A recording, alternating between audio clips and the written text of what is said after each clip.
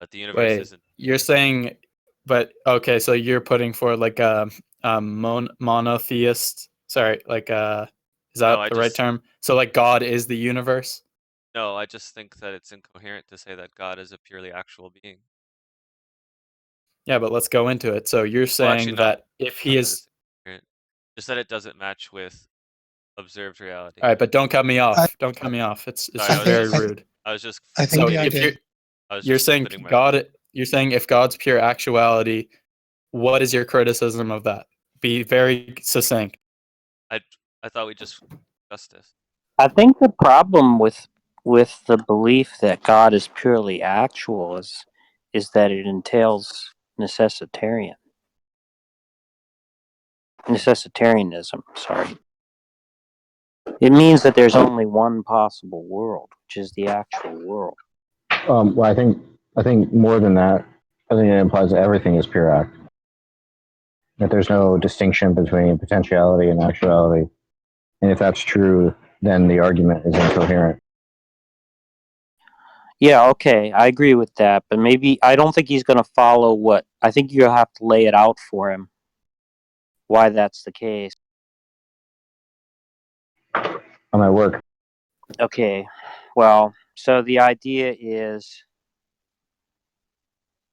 what it means to say that God is pure act is that God has no Actuality. unactualized. Yeah, God has no unactualized potentials, right? So that means that everything that is possible is actual, right? God has no unactualized potentials. Yeah, God has no actualized potentials. That's what it means to say God is pure act, actus purus. Right. But you see, what that entails is that everything possible is actual. Actual. And you see, if everything possible is actual, right? That's going to be true in every possible world, right? Necessarily, everything possible is actual.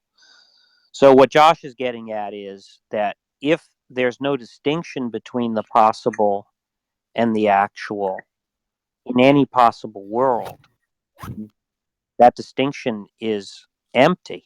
Wait. Maybe pure. I don't know if pure actuality, if it necessarily follows that everything that's potential is actualized. I don't think that necessarily follows. Well, I think that's the how Aquinas defines actus purus is that God has no unactualized potential. No, He's purely I don't think. actual. I think it's just that okay, so he's pure act. So he's got no unactualized potential.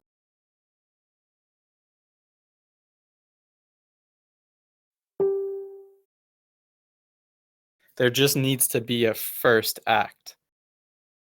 No, but what pure act means, right, is that God is purely actual. Right.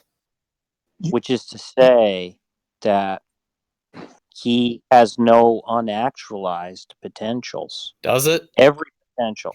Yeah, I mean, you can could try Does to it mean find. that? look. You could never apply the terminology first to it, right? Because that implies there is some form of sequence or numeric, like there's going to be multiples, right? But the idea of it being pure actual, right, is there's no such thing, right? There's no first. First is an incoherency there. If it was first act, then it would just be first act. It wouldn't be pure act. Right. Pure act. Pure act. Vic, try explaining the argument to him. I'll see if I can find a quote that will from Aquinas or something that will clarify. Which argument? Because they're like The argument. So there's two issues, right? The argument that if God is pure act, that entails necessitarianism, and that if necessitarianism is true, right, God doesn't actually have some kind of privileged status, everything is necessary, and therefore everything is purely actual.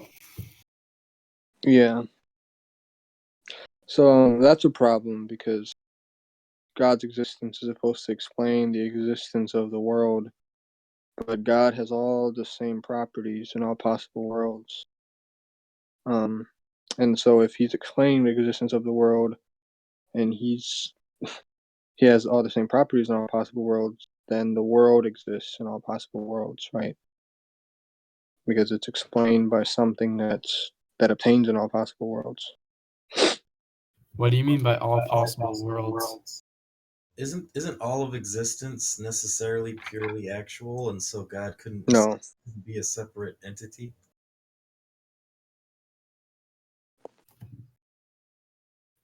That's what we're trying to figure out. Yeah, I mean, That's what I'm trying to figure out. how can all of existence not be necessarily purely actual? Because it's contingent. Yeah, it's contingent.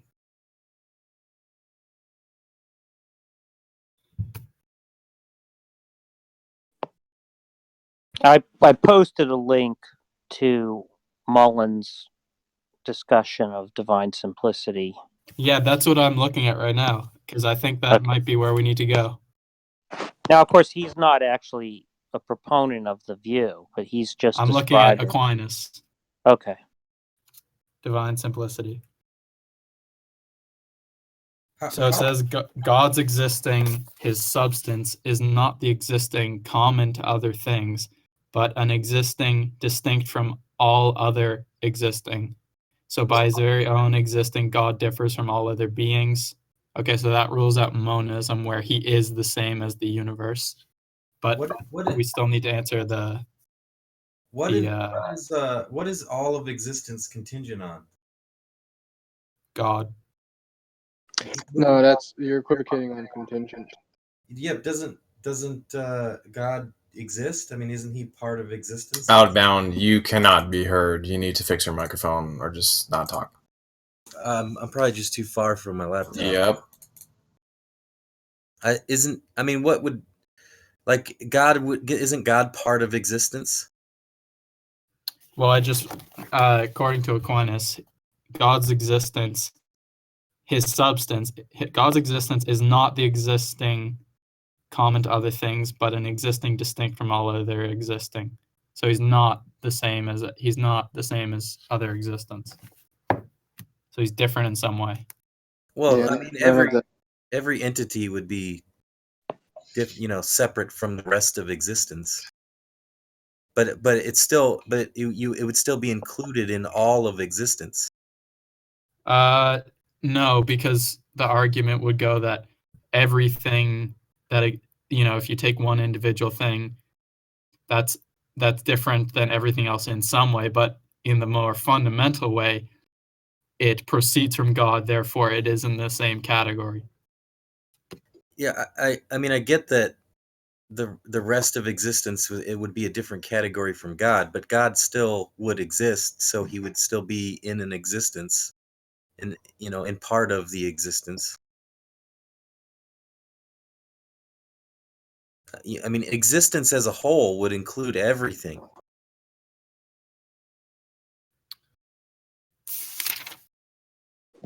It would include everything at all times.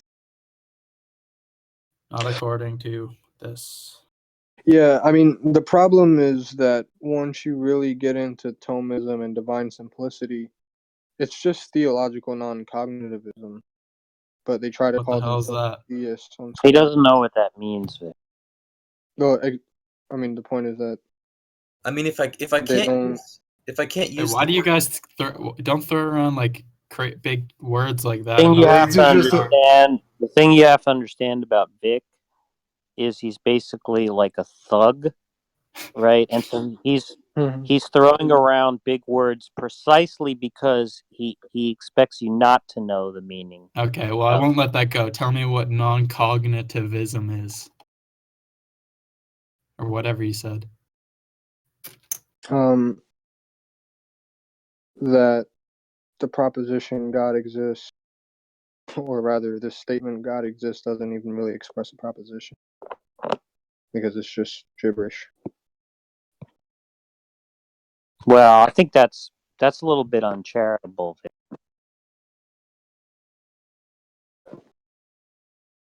And you're not really explaining why.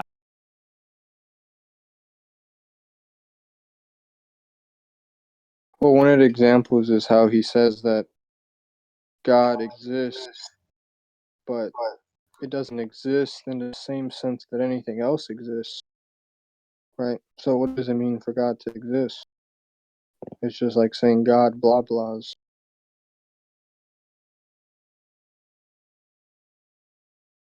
And that's why it's just non-cognitivism.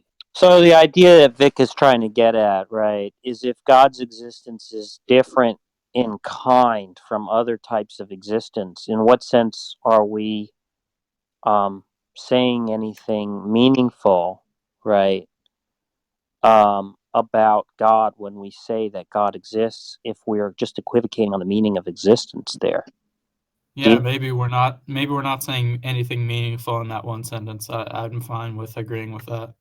I was trying to bring Yeah. up like if if you want to separate God from existence, then because the point I was trying to make would include everything, so I would need like another word to identify all of everything, including God and all of existence.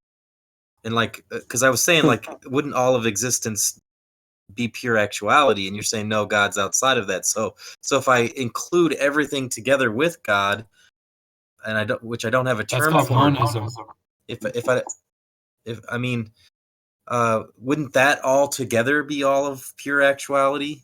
Which would mean No, the word you're talking about is called monism, where God is indistinguishable from the universe. That's a word. That is a word, but that's not what we're talking about. But I know you want me to monism is prove not. that. I mean, I don't. I mean, it's an ism though. It's not a. Okay, I mean, whatever. We can use that word, but I mean, so wouldn't that be all of? Wouldn't that be pure actuality though? Which would mean God would just be a part of pure actuality. He wouldn't actually See, be. in Thomism, they think that God is the ground of being. Yeah, God is the only thing that's point, pure actuality. Everything else has potential. Yeah, so like one of the things with God being pure actuality is like God has no contingent properties. So on other versions of theism that actually try to make sense, God has certain contingent properties because God could have done something else, and that would be a potential that God has that he didn't actualize, right? Because he could have done something that he didn't do, right? He could have created me such that I ate something else for breakfast or whatever. Are we But talking? Are we talking is those this applying to a deistic God or the Christian God? It doesn't matter. Well, it does. I mean, God, if you throw the God of the Bible in, he takes specific action. That would assume potentiality. We're not even close to there. Yeah, We're not even okay. close. That's all I wanted to identify. I mean, you're not really getting. You're not it's not like a gotcha, because this would take No, it's just a this would take question. hours. It was just a question. I wasn't sure how specific. Well, it's facetious. It's Thomas Aquinas, so obviously he's going to get to that. The Christian God. Obviously, we're talking about that. I'm a Catholic. That's this whole discussion. Well, then, I mean, doesn't that negate pure actuality then? No, we're not. We're not even close to there. We're just talking about. Yeah, we're not talking about exegesis yet. Yeah. I don't think we're gonna get there at all, anyway. Yeah, that would take a few thousand years. Okay, well, back to what did you call it? Monism? Yeah. I mean, wouldn't that be pure actuality, which would mean God would just be part of it and himself couldn't actually be? Like you said, No. I mean, you guys try to describe that as him being like the base of all existence, but I don't see how that really addresses the question. Well, you're saying that everything in the universe is pure actuality, right? No, I'm saying the monism, like I tried to say existence, but then you said God would be outside of that. So I'm trying to include all of everything, including God. Yeah, that's monism. That is called Yeah. monism. So wouldn't monism be pure actuality then? They don't use those terms in monism. Well, I know, but you had described God like I think this started with the omniscience, and somebody proposed the possibility that God could have been created by something else, and that supposedly is not possible because he's pure actuality, which Right. sounds But so the reason that I brought that up was just because there's no way of you to know that that's not the case. yeah, I It's agree with just you. like a Actually, fundamental assumption. I kind of think the pure actuality thing kind of sidesteps what you were going for with that, but I mean, I was trying to address it anyway. Jack, are you still there? I mean, the Yeah. omniscience. I think what you pointed out kind of shows that omniscience is a self-contradictory concept. Were we even talking about omniscience? That's what all this started from. He was saying that this concept that something could have created God with the belief of omniscience is not possible because he's pure actuality. Yeah. Meaning he's the first cause. Like there's nothing, he's defined as nothing before him. So he has no creator. Watch this. I define God as a non-existent.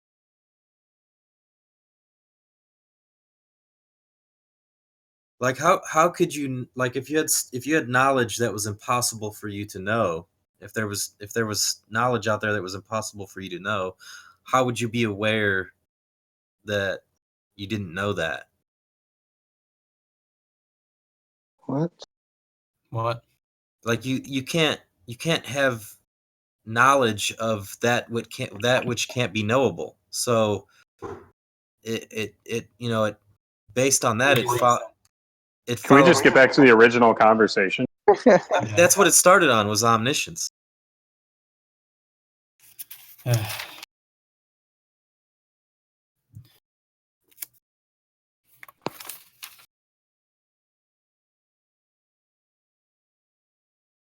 I love making up properties for gods.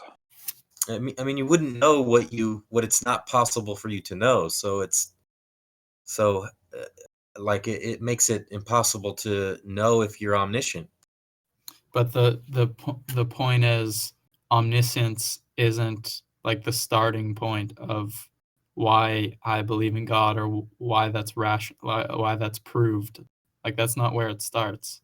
We don't start with giving traits like omniscience. Those come later. I don't remember how we even got onto omniscience. That part I forget about. Where Seems does like it you're kind of start, though? tripping balls. Jack, are you still talking to him? Well, I just don't know where. I don't. If he understands that God has no that God being purely actual means that he has no unactualized potentials, then you can run the argument. Yeah.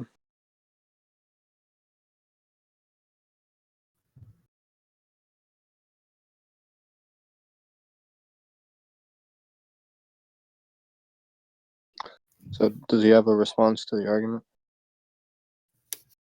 Well, we need to get him to agree that that's what pure act and Well, I honestly think I need to know what divine simplicity is because I don't even know what that means. Do you know what it means? Simplicity? Divine simplicity by Oh. Aquinas, what he means by that? Because we know that he thinks that God is divinely simple. I just don't know what that means exactly. You're not alone. Yeah. the basic idea is that it's a number of things. So the idea is that God doesn't actually have any parts. Right. And properties are taken to be parts on certain metaphysical views of properties, right? Is it incoherent? Yeah.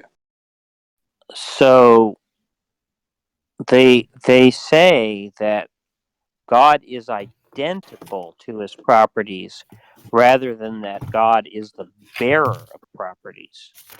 Right.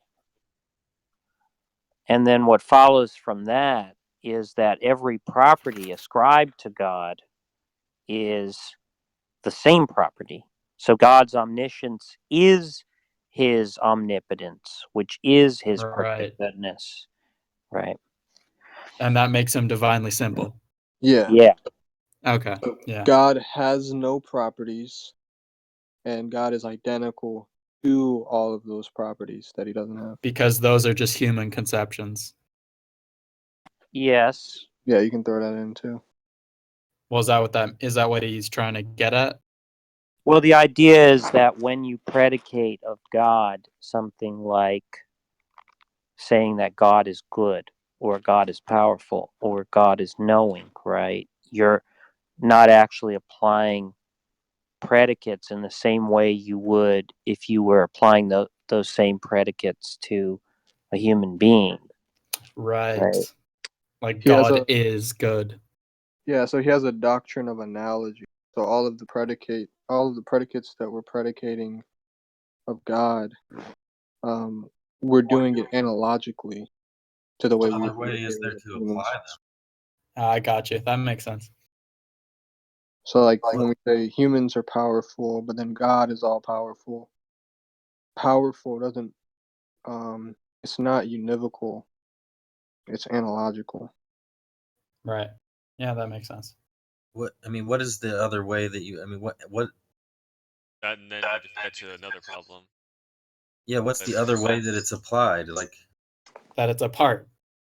Univocal or equivocal or analogical. Those are the three ways to apply a predicate. What was it? Unequivocal? Univocal, equivocal, and analogical. Univocal. Yeah, univocal is contrasted with equivocal. It means you're using it the same way in two different contexts. Yeah. Equivocal means you're using it in a completely different way. Right. Like equivocal, like equivocate. Yeah, yeah.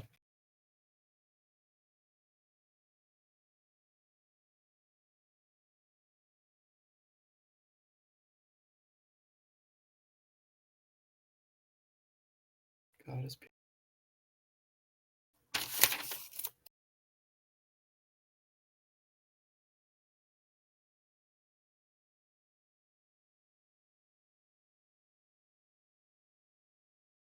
I mean, you said it was analogical, but doesn't that imply that it's the same in some sense? Yeah, that's one of the problems. So when we're talking about the problem that you raised of pure actuality, do we need to keep in mind omniscience, omnipresence, and omnipotence in order to address that? I don't think so. Okay, so we can revert back to when we were just talking about actuality and potentiality, right? Yeah. Okay.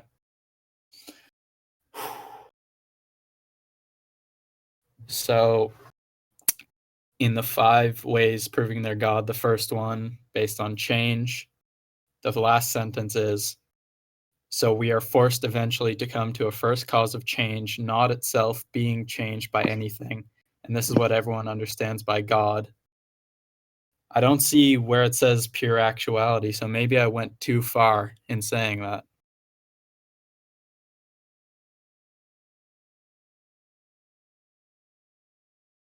He just has to have some actuality. I mean, even if we assume he's a first cause, if we grant you that, like you're using that as to reject the idea that he can't be omniscient. We're not talking about first cause in terms of time. That's his second proof. We're talking about change. Yeah, how do you have change without time? Potentiality to actuality. Yeah, but that would be one before because the other. That would be a series of. That's. I mean, it sounds like a description of things occurring on a timeline. It also assumes, if you're speaking of God, that they're like, it seems like change with regard to any sort of living being is almost on a need for adaptation. I wouldn't see why God would need to change. I mean, especially if you're talking about like the Catholic concept of God, which is not unlike the Protestant understanding, which is that ultimately he's unchanging. Like that's a necessary property. Right. Well, that's Oh, that's what it means we're for not. him to be pure act, right? Because what a change is having a potential that goes from unactualized to actual. But if God changed, then he would have unactualized potentials that he was actualizing. Yeah. No, actually, I think you're right, because the difference between God and everything else is that there's no potential, because if something has any potential, then that means it. Is that true? If anything has any potential, then it has a cause. Does that logically follow? I don't think it's necessarily true. I don't think to say that something has potential that it necessarily has to have a cause, but it also depends on which way you're using the word potential. Right. Okay.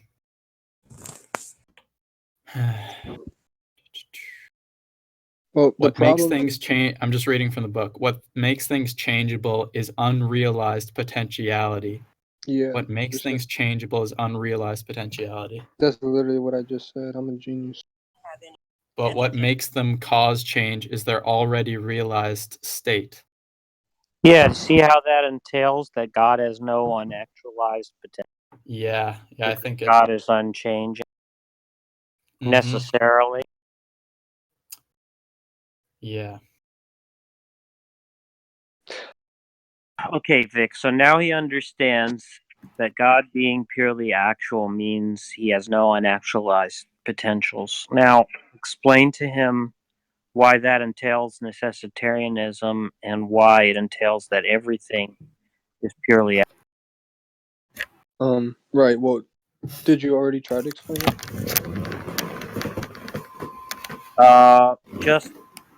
Just in very broad brush. Well, I kind of have trouble explaining this because it's so simple. But all right, can someone be quiet? Can somebody mute Socrates? Oh, I'm sorry. I mean, if you analyze a potential as a possibility that something has, right? Like if a glass has the potential to shatter, it just means that it can possibly shatter, right? I don't think that's the way. It doesn't sound like that's the way that he's using it, though. When he says potentiality, it sounds like he's using that in the context of able to improve. Oh wait, whoever is the main guy, I think I've found a little thing that might undermine what you were saying. So we said that anything changing is being changed by something else. What makes things changeable is unrealized potentiality. Okay. Yeah. He says that in the last sentence, we are forced eventually to come to a first cause of change, not itself being changed by anything. So when it says not itself being changed by anything, I get the sense that he could be speaking in past tense, meaning that it could potentially change in the future.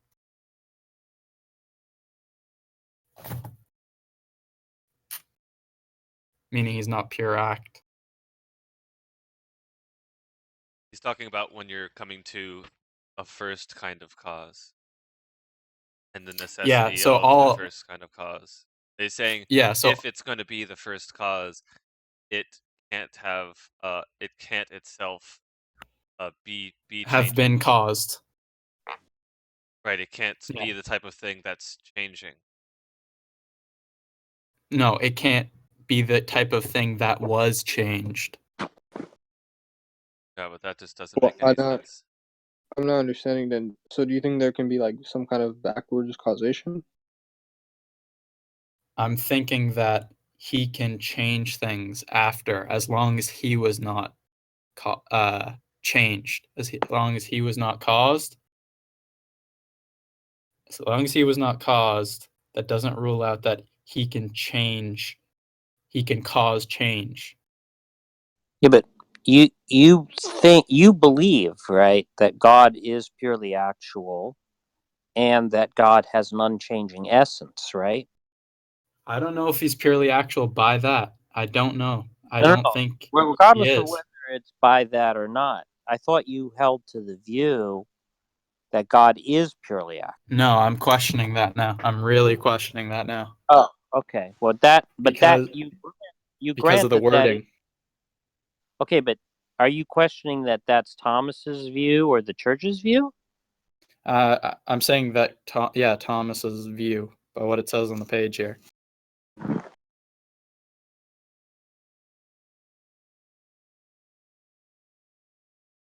Not itself being changed by anything. Okay, maybe I'm just overreading this. When I say this sentence, do you think it's talking about past tense or forever? So we are forced eventually to come to a first cause of change, not itself being changed by anything. And this is what everyone understands by God. Yeah. So that, I think, is the idea that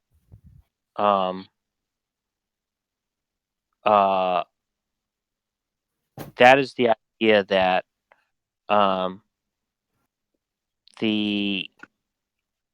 so he says that it's in virtue of there being unactualized potentials that change is possible, right? But since he thinks the cause of change has to ultimately come from actuality, then it's going to follow that God doesn't have unactualized potentials. Yeah.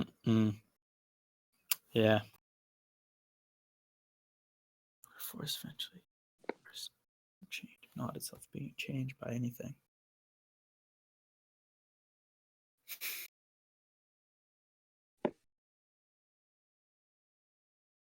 So basically, the simple way of putting the question here is, if God is unchanging, how can he act? No, I don't think that's it. Because you could say that that act is affecting change. Right? It's just saying that the cause of change, the chain of causes has to bottom out somewhere, and it's going to bottom out in a being that has no unactual. Okay, wait, I don't see what your guys' problem is anymore, because if he is defined as pure act, and we look at what act is the mechanism which but where's the first potential then? Where does the potential come from? Bruh. He's confusing himself. Yeah, I don't know where the first potential comes from then. We don't even need to be here. Good.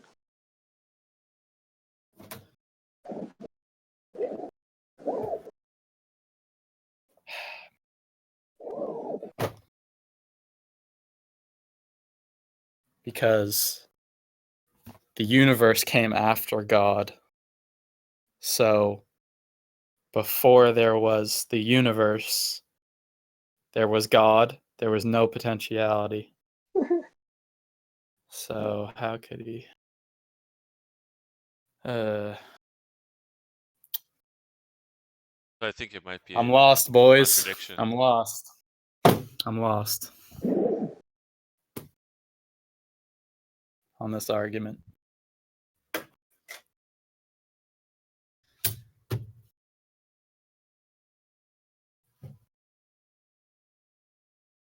Okay, you might want to talk about another argument then. Yeah.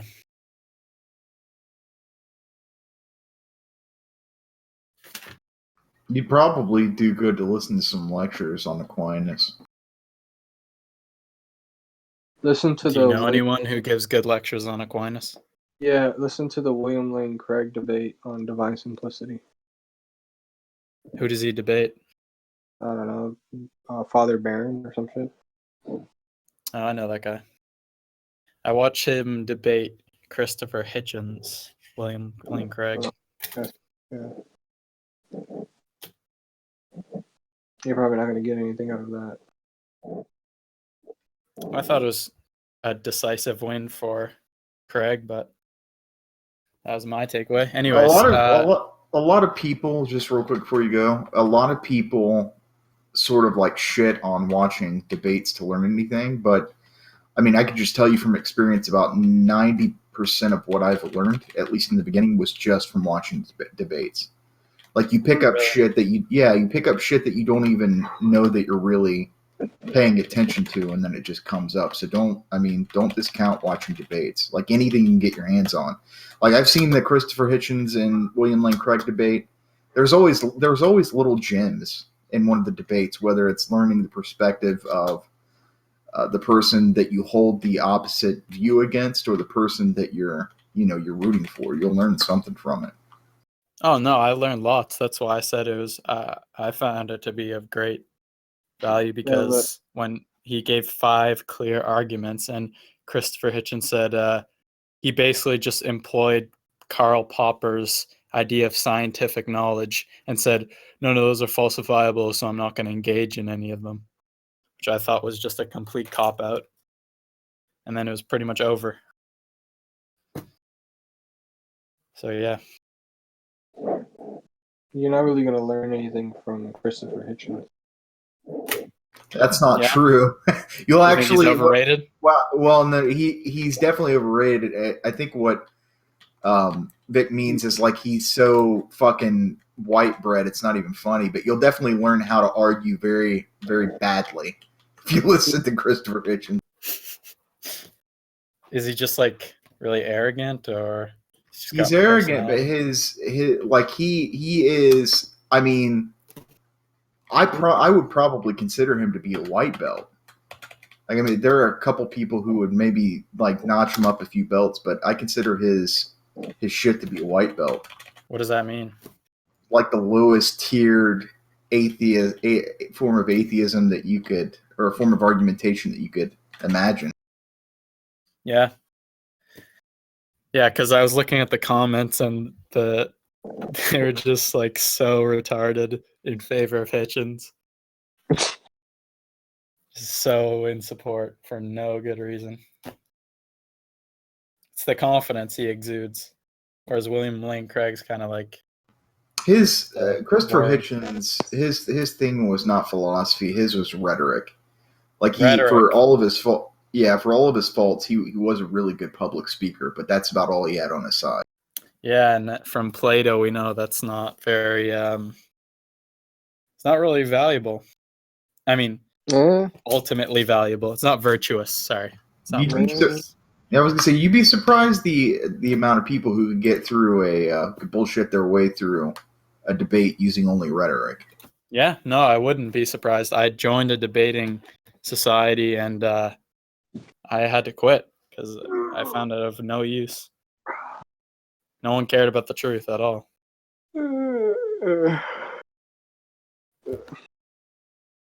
Vic, are you tiring from this conversation? No, I just haven't slept in a while. Well, that's why it's called Debate Society, not Truth Society. Oh, Chum, by the way, did you fucking mute me earlier? No. It showed that you did in the audit logs. Wait, and when you were talking to... Oh, wait, yes, sorry. I wanted the conversation to go on, but you were laughing really hard at one point, and I wanted the guy not to feel embarrassed. Well, next time, just fucking talk to me or something. Yeah, no, that's fine. Right. It's no big deal. Just, talk to me beforehand. Be like, hey, could you not do this? Next time, don't unmute Declan. Can we ban Jack? Actually, what I feel worse about is forgetting to unmute, not to unmute him.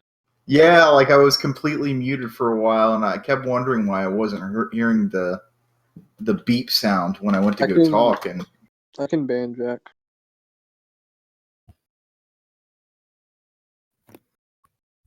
I'm not going to.